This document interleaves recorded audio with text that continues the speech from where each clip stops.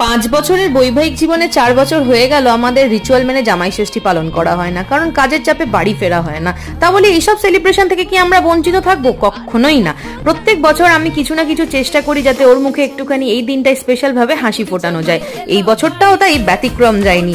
নিয়ে চলে গেছিলাম একটা বেঙ্গলি রেস্টুরেন্টে খাওয়াতে, কারণ কর্মসূত্রে আমি থাকি চেন্নাইতে। জামাই ষষ্ঠীর থালির লিস্টটা লম্বা হলেও আমি আমার জন্য নিয়ে নিয়েছিলাম কলকাতা স্টাইল চিকেন বিরিয়ানি, আর বরের জন্য ছিল গরম ভাত, মুগের ডাল, কুরকুরে আলু ভাজা, কলমি শাক ভাজা, ফিশ ফিঙ্গার, ছিল বাসন্তী পোলাও, খাসির মাংস কষা, পটলের দোরমা, গলদা চিংড়ির মালাইকারি, ভেটকি মাছের পাতুরি, রসগোল্লা, চাটনি এবং আমপান্না। এরম অনেক ছোট ছোট রিচুয়াল মানুষের মনে অনেক বড় বড় দাগ কেটে যায়। হয়তো শাশুড়ির আদরটা আমি দিতে পারবো না, তবে আমি আমার মতো করে চেষ্টা করেছি। তোমরা কিন্তু কেমন লাগলো জানিও, আর ফুল ভিডিওটা চ্যানেলে আপলোড করা আছে, ঝটপট দেখে নিও, আর ভালো লাগলে সাবস্ক্রাইব করতে ভুলো না।